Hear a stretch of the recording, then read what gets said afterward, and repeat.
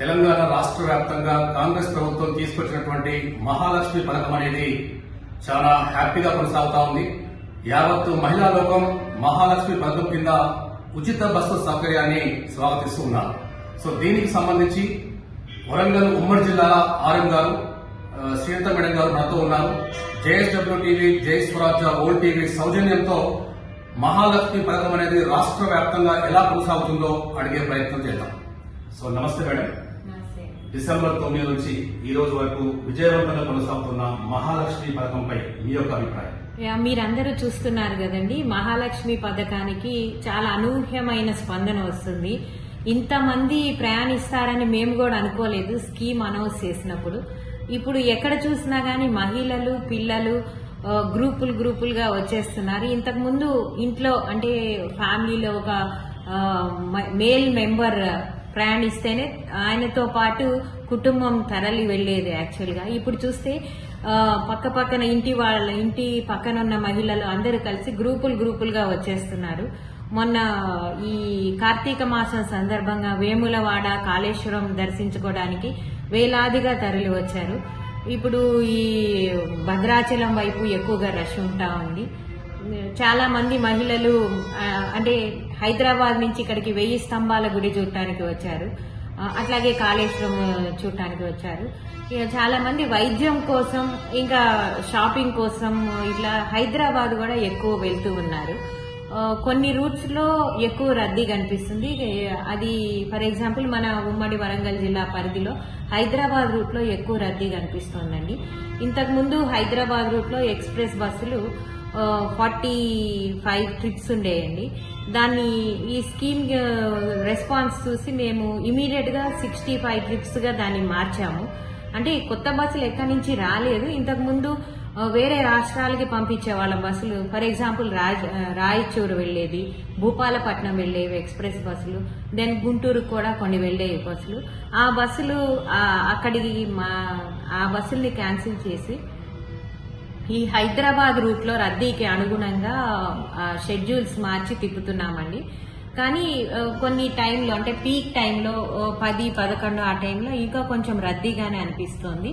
So మేము అందరము, మా సిబ్బంది అందరూ కూడా బస్ స్టేషన్స్ లో ఉండి, ట్రాఫిక్ జనరేటింగ్ పాయింట్స్ లో ఉండి రద్దీకి అనుగుణంగా, ఫర్ ఎగ్జాంపుల్ ఈ సూర్యాపేట వెళ్లే రూట్ లో రష్ లేకపోతే ఆ బస్ తీసి హైదరాబాద్ వేయటము, అట్లాగే ఈ జనగాం వరకు షటిల్స్ నడపటము, కొంచెం దూరం వెళ్లే బస్సులుంటే కట్ చేసి నిజామాబాద్ వెళ్లే బస్సులుంటాయి డైరెక్ట్ గా. కానీ కరీంనగర్ వరకే ఎక్కువ మంది పబ్లిక్ ఉంటారు. సో మేము నిజామాబాద్ పంపించే బదులు ఆ బస్సుని కరీంనగర్ వరకే పంపిస్తే మళ్ళీ ఇమీడియట్ గా మాకు 2 hours లోపల ఆ బస్సు అందుబాటులోకి వస్తుంది. కాబట్టి అట్లా మేము ఈ ప్లానింగ్ అనేది ప్రతిరోజు ప్రతి డిపో మేనేజర్ కంట్రోల్లో ఉండే సూపర్వైజర్స్ అందరూ కూడా ఉండి జాగ్రత్తగా మహిళలకి ఏ ఇబ్బంది రాకుండా చూస్తూ ఉన్నారండి. ఇది నిత్యం జరుగుతూనే ఉంది. మీరు చూస్తూనే ఉంటారు. ఎక్కడ చూసినా గానీ మా బస్టాండ్లు జనరల్ గా దసరా, సంక్రాంతి, రాఖీ టైంలో వస్తూ ఉంటుంది. ఇంత మీకు కనిపిస్తారు. అట్లాంటిది ప్రతిరోజు కనిపిస్తున్నారు. ఈ రాఖీ సందర్భంగా మొన్న ఆగస్టులో రాఖీ సందర్భంగా 4,27,000 ట్రావెల్ చేశారండి ప్రయాణికులు. ఇప్పుడు రోజు 4 లక్షల దగ్గర ప్రయాణిస్తున్నారు. ఇంతకుముందు 2,95,000 ప్యాసింజర్స్ ట్రావెల్ చేసేవాళ్ళు ఉమ్మడి వరంగల్ జిల్లాకి సంబంధించిన బస్సుల్లో. ఇప్పుడు ప్రతిరోజు 3,90,000 నుంచి 4,20,000 వరకు ట్రావెల్ చేస్తున్నారండి. అంటే ఒక స్లాగ్ డే అయితే, ఒక మంగళవారం అయితే 3,90,000, నిన్న 4,15,000 ట్రావెల్ చేశారు. సో విపరీతంగా రద్దీ కనిపిస్తుంది. అందుకని ఇప్పుడు మేడం ప్రయాణం అంతా కొనసాగుతూనే ఉంది. కాకపోతే బస్సుల కొరత వల్ల ప్రయాణికులు ప్రతి బస్టాండ్లో రాష్ట్ర వ్యాప్తంగా గంటల కొద్దీ వెయిట్ చేస్తూ ఉన్నారు. దానికి బెస్ట్ ఎగ్జాంపుల్ ఈ మధ్య కాలంలో జగిత్యాల జరిగిన సంఘటన. బస్సులు లేక ఒక జాతరను తలపిస్తా ఉంది. ఒక అమ్మాయి బస్సు కోసం అని చెప్పి ఏడుస్తా ఉంది. మరి దీనిపై మీరేమంటారు? ఎప్పుడు చాలా రేర్ గా జరిగిన సంఘటన నేను అనుకుంటున్నానండి. ఇప్పుడు అంటే ప్రతిరోజు మేము ఇక్కడే, ఇది హన్మకొండ, వరంగల్ అనేది చాలా పెద్ద బస్ స్టేషన్స్ ఉమ్మడి వరంగల్ జిల్లాలో. ఈ రెండింటిని నేను ప్రత్యక్షంగా మానిటర్ చేస్తున్నాను. సో ఒక కార్తీక సోమవారం రోజు, లాస్ట్ కార్తీక సోమవారం రోజు కొంచెం ఇబ్బంది పడ్డారు, 11వ తారీఖు డిసెంబర్. ఆ తర్వాత అలాంటి ఇబ్బందులు మళ్ళీ తలెత్తలేదు. అంటే ఆ రోజు ముందు రోజు వేములవాడకి వెళ్ళటానికి కోసం కానీ అట్లా, ప్లస్ కాళేశ్వరంకి వెళ్ళి కాళేశ్వరం నుంచి తిరిగి రావడానికి కొంచెం ఇబ్బంది పడ్డ మాట వాస్తవము. సో ఇప్పుడు అంటే అప్పటి వరకు ఉన్న ఏదైతే మాకు షెడ్యూల్ టైమింగ్స్ ఇవన్నీ ఉంటాయి కదా, వీటిని ఈ ప్రయాణికుల రద్దీకి అనుగుణంగా మార్చుకోవడానికి కొంచెం టైం పట్టింది. కాబట్టి మొదట్లో ఇబ్బందులు ఎదుర్కొన్న మాట వాస్తవమే. ఇప్పుడైతే అలాంటి పరిస్థితి కనిపించట్లేదు. కాకపోతే ఎక్స్ప్రెస్ బస్సుల్లోనే, పల్లె వెలుగు బస్సుల్లోనే వెళ్ళాలి అని మహిళలు వీళ్ళు ఎదురు చూడటం వల్ల పక్కన మీరు చూస్తుంటారు, ఇక్కడ హైదరాబాద్ వెళ్ళటానికి డీలక్స్, సూపర్ లగ్జరీ, ఏసీ బస్సులు ఖాళీగా ఉన్నాయి. కేవలం ఎక్స్ప్రెస్ బస్సుల కోసమే రద్దీ నెలకొంది. సో దానివల్ల మీకు జనం రద్దీ ఉన్న బస్సుల కొరత అని అనిపిస్తుంది. కానీ యాక్చువల్గా ఇప్పుడు నా వరంగల్ రీజియన్లో 911 బస్సెస్ ఉంటాయి. దాంట్లో 741 బస్సెస్ ఈ మహాలక్ష్మి స్కీమ్ అప్లికబుల్ అయ్యే బస్సెసేనండి. సో మిగిలిన కేవలం 170 బస్సెసే ఈ deluxe, super luxury and AC buses ఉన్నాయి. సో ఈ 741 బస్సెస్ ని ఈ మహాలక్ష్మి స్కీమ్ కోసం ఉపయోగించుకోవటం జరుగుతూ ఉంది.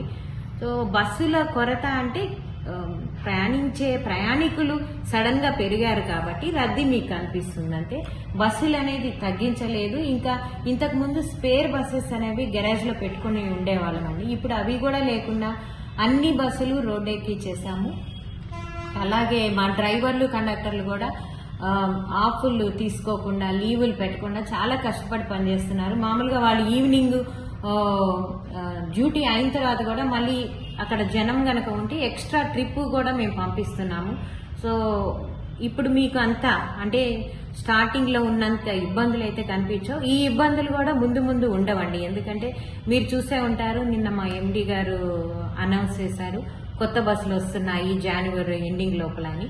సో కొత్త బస్సులు వస్తే ఈ సమస్య ఇంకా అంటే ఇప్పుడు ఉన్న సమస్య కూడా ఉండదండి. మేడం, మహాలక్ష్మి పథకం అందుబాటులో ఉన్న కానుంచి ఈవెన్ మీ ఆర్టీసీ అధికారులు చాలా మంది అంటున్నారు, ఇప్పుడు ఆర్టీసీ అనేది లాభాల్లో నడుస్తా ఉంది, మహాలక్ష్మి స్కీమ్ కానుంచి లాభాలు ఎక్కువగా వస్తున్నాయని అంటున్నారు. ఇప్పుడు మీరు మహిళలకు 0 టికెట్ ఇష్యూ చేస్తున్నారు, ప్రయాణికుల్లో అధిక శాతం మహిళలే ఉన్నారు, మరి లాభాలు ఎలా వస్తున్నాయంటారు? ఈ పథకం సంబంధించండి ప్రయాణికులకు ఇది 0 టికెట్. కానీ మీరు గనక టికెట్ ని గమనిస్తే దాని మీద ప్రయాణానికి ఎంత టికెట్ చెల్లించాలి ఆ ప్రయాణికురాలు అనేది దాని మీదే ప్రింట్ అయి ఉంటుందండి. సో కింద 0 ఉంటుంది. సో ప్రయాణికురాల నుంచి మేము ఏమీ కలెక్ట్ చేయడం లేదు.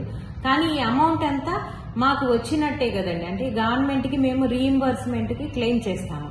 సో మేము ఈ రోజు మహాలక్ష్మి పథకం వల్ల మాకు అంటే మేము కోల్పోయిన ఆదాయం ఎంత అనేది మేము లెక్కలు వేసేసుకుంటున్నాము. ఫర్ ఎగ్జాంపుల్ నిన్న 2 crores 10 lakhs అనేది మా ఆదాయం అనుకోండి వరంగల్ రీజియన్ కి సంబంధించి. యాక్చువల్ గా నెట్ క్యాష్ 1,30,00,000 వచ్చి ఉండొచ్చు. ఈ 70 లక్షలు గవర్నమెంట్ మాకు రీయింబర్స్ చేస్తుంది అనే దానితోటి మేము అవి కూడా కలుపుకొని ఈ లాభం వస్తుంది అనేది చెప్తున్నామండి. సో గవర్నమెంట్ రీయింబర్స్ చేస్తే ఆర్టీసీకి వచ్చే లాభం ఎంత అనేది చెప్తున్నాం మేము. మేడం, ఇప్పుడు సమ్మక్క సారక్క జాతర చాలా దగ్గరలో ఉంది. జాతర సమీపిస్తున్న కొద్దీ చాలా మంది భక్తులు ఆ జాతర కంటే ముందే అమ్మవారిని దర్శించుకుంటారు. మరి అన్ని బస్ స్టాండ్లు చూస్తే ఇప్పుడే జాతర వాతావరణం కల్పిస్తా ఉంది. మరి ఇప్పుడే ఇలా ఉంటే ఆ జాతర సమీపిస్తున్న కొద్దీ మరి ఆర్టీసీ ఏర్పాట్లు ఎలా చేయబోతుంది, ఈ సమస్యను ఎలా అధిగమించబోతా ఉంది? మీరు అన్నట్లు జాతర సందర్భంగా విపరీతమైన రద్దీ ఏర్పడే అవకాశం ఉందండి. దానికి అనుగుణంగా మేము ప్లాన్ చేసుకుంటున్నాము. మీరు ఆల్రెడీ నిన్న మా ఎండి గారు చెప్పారు కొత్త బస్సులు అంటే అందుబాటులోకి వస్తాయని.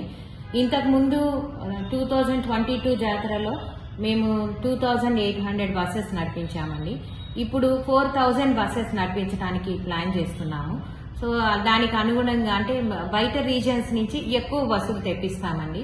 ఇప్పుడే అంటే కొంతమంది భక్తులు ముందుగానే వెళ్ళిపోవటం మొదలు పెడుతున్నారు. ప్రతి సండే, బుధవారం కూడా ఒక 20 to 30 బస్సెస్ స్పెషల్ బస్సెస్ నడుపుతున్నామండి మేము.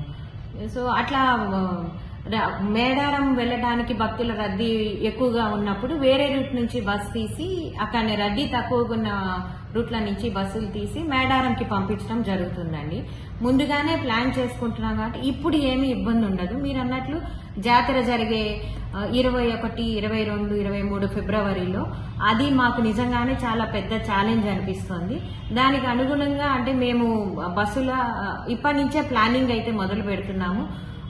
భక్తులకి ఇబ్బంది రాకుండా అన్ని ఏర్పాట్లు చేయడానికి మా శాయ శక్తిలా మేము ప్రయత్నం చేస్తామండి. కొత్త బస్సులు కూడా ఆ సమయానికి అందుబాటులోకి వస్తాయి. పక్క రీజన్స్ నుంచి వేరే జిల్లాల నుంచి కూడా బస్సులు తెప్పిస్తాం కాబట్టి దానికి అనుగుణంగా ఏర్పాట్లు చేస్తామని నమ్ముతున్నామండి మేము. మేడం, ఈ మహాలక్ష్మి పథకం వల్ల లోకల్ ప్రయాణించే వాళ్ళు కూడా ఎక్స్ప్రెస్ వెహికల్ ఎక్కుతున్నారు. సో ఇలా చేయడం వల్ల లాంగ్ జర్నీ చేసే వాళ్లకు మహిళలు చాలా ఇబ్బంది పడుతూ ఉన్నారు. ప్రతి నిమిషానికి వాంటెడ్గా వాళ్ళు బస్ ఎక్కుతున్నారు, దిగుతున్నారు. సో ఇలా చేయడం వల్ల మహిళలకు చాలా ఇబ్బంది కలుగుతా ఉంది. మరి ఆర్టీసీ ఈ సమస్యను ఎలా అధిగమించబోతా ఉంది? అంటే ఈ సమస్య మా దృష్టికి వచ్చిందండి. అంటే కావాలని కాదు, వాళ్ళకి ఏ బస్సు అందుబాటులో చిన్న తక్కువ డిస్టెన్స్ ప్రయాణం చేసే వాళ్ళు కూడా ఎక్స్ప్రెస్ బస్ ఎక్కేస్తున్నారు, అందుబాటులో ఉంది కదా అని. సో మహాలక్ష్మి పథకం పెట్టిన కొత్తల్లో వాళ్ళు ఆపమన్న చోట ఆపకపోతే మళ్ళీ అంటే వాళ్ళు నొచ్చుకుంటారు, అది మళ్ళీ గొడవలకి దారి తీస్తుంది అనే భయంతో మా డ్రైవర్లు కండక్టర్లు ఎక్కడ ఆపమంటే అక్కడ ఆపారు, ఎక్కడ చెయ్యెత్తినా ఆపి ఎక్కించుకున్నారు. సో ఇప్పుడు మహిళలందరికీ మేము విజ్ఞప్తి చేసేది ఒక్కటే, తక్కువ దూరాలు వెళ్లే వాళ్ళు దయచేసి పల్లె వెలుగు బస్సులు ఎక్కండి. దూరం ప్రయాణం చేసే వాళ్ళు మాత్రమే ఎక్స్ప్రెస్ బస్సులు ఎక్కితే తోటి ప్రయాణికులకు ఇబ్బంది కలిగించకుండా ఉన్న వాళ్ళు అవుతారు.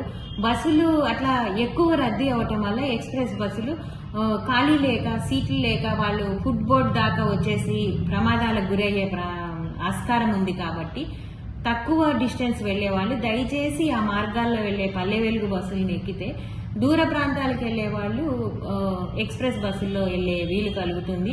అందుకనే అంటే ఇప్పుడు మా డ్రైవర్లు కండక్టర్లు అందరికీ సూచనలు ఇవ్వడం జరిగింది.